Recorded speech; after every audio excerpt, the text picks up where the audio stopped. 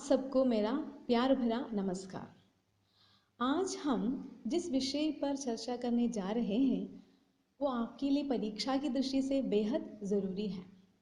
विषय है कामायनी में रूपक तत्व। तो मैंने पहले आपसे बताया था कि कामायनी से जुड़े हुए 3 ग्रंथ जो हैं बेहद चर्चित हैं। उसमें पहला है डॉक्टर नगेंद्र का कामायनी के अध्ययन की समस्याएं, और दूसरा है रामस्वरूप चतुर्वेदी जी का कामायनी का पुनर्मूल्यांकन। तीसरा मुक्तिबोध का कामायनी एक पुनर्विचार। उन्होंने तो क्या बताया था कामायनी के संबंध में, फैंटेसी कहकर उसे जीवन की पुनर्रचना बताया था। तो देखिए, यहाँ मैं आपके समक्ष अपने विचारों को नगेंद्र जी के विचारों के तहत ही पेश करना चाहूँगी। उन्होंने तो बेहद बारीकी से इस रचना की पड़ताल की है। और पहले हमें देखना है रूपक से मतलब क्या है। रूपक हमारे साहित्य शास्त्र में 2 अर्थ में निकलता है। मुख्यतः यानी कि साधारणतः वो तो समस्त दृश्य काव्य को रूपक कहते हैं। दूसरा जो है रूपक एक साम्य मूलक अलंकार का नाम है जिसमें प्रस्तुत का अप्रस्तुत पर अभेद आरोप किया जाता है। इन दोनों से भिन्न रूपक का एक तीसरा अर्थ भी है जिसमें रूपक अंग्रेजी की एलिगरी का पर्याय है। तो एलिगरी क्या है? एलिगरी एक प्रकार की कथा रूपक को कहते हैं। इस प्रकार की रचना में क्या होता है, प्रायः एक द्वयर्थक कथा होती है जिसका एक अर्थ प्रत्यक्ष और दूसरा गूढ़ होता है। हमारे यहाँ इस प्रकार की रचना को प्रायः अन्योक्ति कहा जाता है। इसमें एक और साधारण अर्थ के अतिरिक्त अन्य अर्थ गूढ़ अर्थ होता है, वो तो स्वयं उसमें निहित रहता है। वहाँ अप्रस्तुत अर्थ का प्रस्तुत अर्थ पर श्लेष साम्य आदि के आधार पर अभेद आरोप भी रहता है। यानी कि कहने का तात्पर्य यह है कि रूपक अलंकार में जहाँ प्रायः एक वस्तु का दूसरी वस्तु पर अभेद आरोप होता है, वहाँ भी एक कथा प्रस्तुत और दूसरी अप्रस्तुत रहती है। तो प्रस्तुत कथा स्थूल भौतिक घटनामयी होती है और अप्रस्तुत कथा सूक्ष्म सैद्धांतिक होती है। तो यह सैद्धांतिक कथा दार्शनिक, नैतिक, राजनीतिक, सामाजिक, वैज्ञानिक, मनोवैज्ञानिक आदि किसी प्रकार की हो सकती है, लेकिन इसका अस्तित्व जो है मूर्त नहीं होता। इस प्रकार इस विशिष्ट अर्थ में रूपक से तात्पर्य एक ऐसे ही द्वयर्थक कथा से है जिसमें किसी सैद्धांतिक अप्रस्तुतार्थ अथवा अन्यार्थ का प्रस्तुत अर्थ पर अभेद आरोप रहता है। तो स्वयं कामायनी की भूमिका में प्रसाद ने क्या बताया है वो भी हम देख लेते हैं। तो देखिए, उन्होंने ऐसा बताया जैसे कि आर्य समाज में मानवों के आदि पुरुष मनु का इतिहास वेदों से लेकर पुराण और इतिहास में बिखरा हुआ मिलता है। इसलिए वैवस्वत मनु को ऐतिहासिक पुरुष ही मानना उचित है। और एक स्थान पर उन्होंने क्या बताया है, यदि श्रद्धा और मनु अर्थात मनन के सहयोग से मानवता का विकास रूपक है तो भी बड़ा भावमय और श्लाघ्य है। यह मनुष्यता का मनोवैज्ञानिक इतिहास बनने में समर्थ है।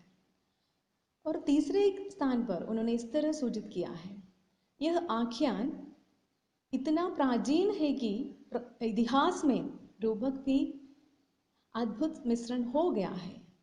इसलिए मनु, श्रद्धा और इड़ा इत्यादि अपना जो ऐतिहासिक अस्तित्व रखते हुए सांकेतिक अर्थ की भी अभिव्यक्ति करे तो मुझे कोई आपत्ति नहीं है, ऐसा उन्होंने बताया। साथ ही उन्होंने क्या बताया, मनु अर्थात मन के दोनों पक्ष हृदय और मस्तिष्क का संबंध क्रमशः श्रद्धा और इड़ा से सरलता से लग जाता है। इन सभी के आधार पर कामायनी की सृष्टि हुई है। तो देखिए, स्वयं प्रणेता ने ही इस तरह सूचित किया है, फिर विवाद की क्या आवश्यकता है ना। तो फिर भी प्रसाद के इन उपर्युक्त कथनों का अभिप्राय तो यह है कि कामायनी को कवि ने मूलतः एक ऐतिहासिक काव्य के रूप में ही लिखा है, लेकिन इसकी कथा में रूपक की संभावनाएं निहित है। और यदि इसे रूपक भी मान लिया जाए तो कवि को वह अस्वीकार कतई नहीं होगा। कामायनी के पात्रों का प्रतीकमय सांगीतिक व्यक्तित्व तथा उसकी मुख्य घटनाओं का श्लेषगर्भित गूढ़ार्थ दोनों ही इस मत की पुष्टि करते हैं। अतः कामायनी में रूपक तत्व के विषय में संदेह नहीं किया जा सकता। तो देखिए, कामायनी की व्यक्त कथा में हम देखेंगे, इस पर आगे हमें जाना है, विचार करना है। तो कामायनी की जो व्यक्त कथा में आदिम पुरुष मनु और उसकी सहचरी आदिम नारी श्रद्धा के संयोग से मानव सृष्टि के विकास का वर्णन है। अहंकार की क्लेशमयी स्थिति से समरसता की आनंदमयी स्थिति तक या मनोमय कोश से आनंदमय कोश तक जीव का जो है विकास कथा का ये अप्रस्तुत पक्ष है। कथा का प्रस्तुत पक्ष ऐतिहासिक है, पौराणिक है और अप्रस्तुत जो है मनोवैज्ञानिक एवं दार्शनिक। तो देखिए, यहाँ इस प्रकार दोनों पक्षों में निकट संबंध है, जो इस कथा की एक विशेषता है। कामायनी के मुख्य पात्रों के जरिए हमें जाना है आगे। तो मनु है मुख्य पात्र। कौन कौन है? मनु, श्रद्धा और इड़ा। इनके अतिरिक्त अन्य पात्र भी हैं। मनु और श्रद्धा का पुत्र कुमार यानी कि मानव तथा असुर पुरोहित आकुली किलाद, काम और लज्जा अशरीरी पात्र हैं। वे मूलतः ही सांकेतिक हैं। तो मनु जैसे प्रसाद जी के ही शब्दों में प्रसाद जी ने इस तरह व्यक्त किया है, जैसे कि मन का मनोमय कोश में स्थित जीव का प्रतीक है मनु। अर्थात उन्होंने इस तरह बताया है। क्या बताया है उन्होंने? ममवंद मनन इति मनुहु, जिसके द्वारा मनन किया जाए वह मन है, वही मनु है। मन से अभिप्राय यहाँ चेतना का है।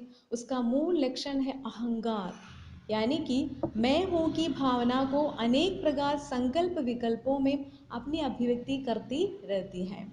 कामायनी के मनु के व्यक्तित्व का स्थायी आधार निसंदेह ही अहंकार है।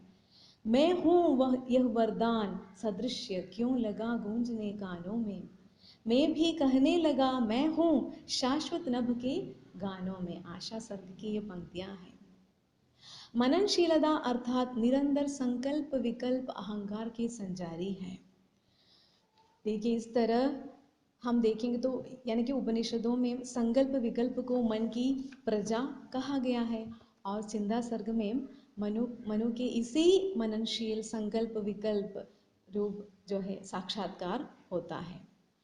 और दूसरी प्रमुख पात्र जो है श्रद्धा है। प्रसाद जी के अपने ही शब्दों में हृदय की प्रतीक है वो। ऋग्वेद में जो कथन है ना, श्रद्धा हृदय एकूत्या श्रद्धायाम विदंदे वसुहु।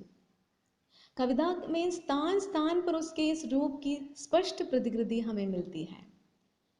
श्रद्धा सर्ग में देखिए, हृदय की अनुकृति बाह्य उदार, एक लंबी काया उन्मुक्त।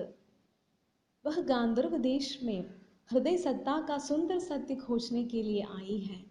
उसके व्यक्तित्व के मूल तत्व है एक और सहानुभूति, दया, ममता, मधुरिमा, त्याग तथा क्षमा, और दूसरी ओर अगाध विश्वास, उत्साह, प्रेरणा, स्फूर्ति आदि को हृदय के कोमल और सबल पक्षों की जो अनुभूतियां हैं या विभूतियां हैं।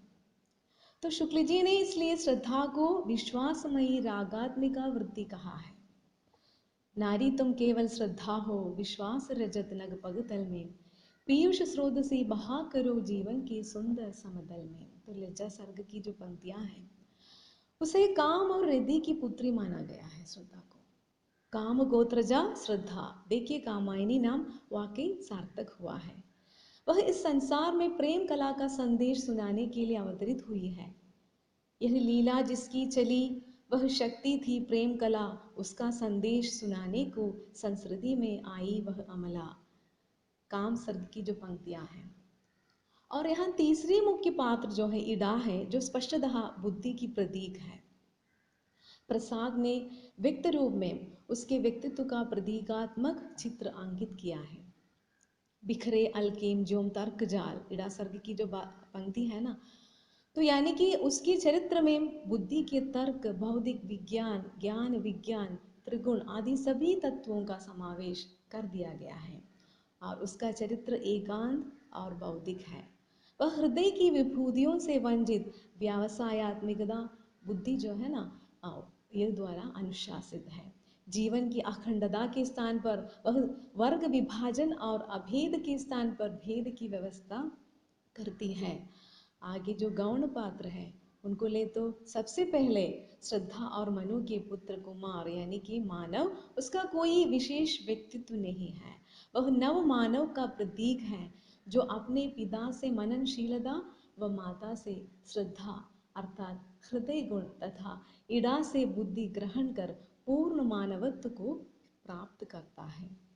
और असुर पुरोहित आकुली किलात जो कि आसुरी वृत्तियों के प्रतीक हैं, जब मन या मनु या मन पाप हिंसा यज्ञ आदि आदि की ओर आकृष्ट होता है तो आगुली किलात आसुरी वृत्तियां जो है पहले मन को यानी कि उसको दुष्प्रेरणा देने के लिए तुरंत ही उपस्थित हो जाते हैं और उसे दुष्कर्म में प्रवृत्त करते हैं। फिर जब मनु के विरुद्ध विद्रोह होते हैं तो वे विद्रोहियों के नेता बनकर सामने आते हैं। इसका मतलब यह है कि आसुरी वृत्तियां पहले मन को दुष्कर्म में प्रवृत्त करते हैं, फिर जब उसे इसके लिए कष्ट भोगना पड़ता है तो ये आसुरी वृत्तियां उल्टे उसके कष्ट में योग देती है।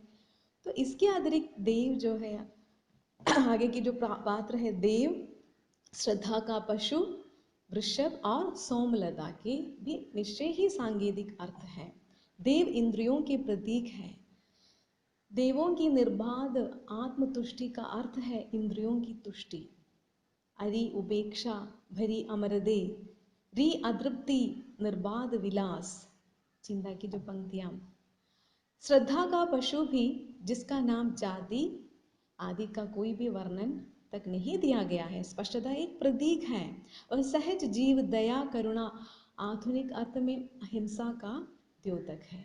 एक माया आ रहा था पशु अदिति के साथ, हो रहा था मोह करुणा से सजीव सनाथ, वासना सर्ग की पंक्तियां हैं।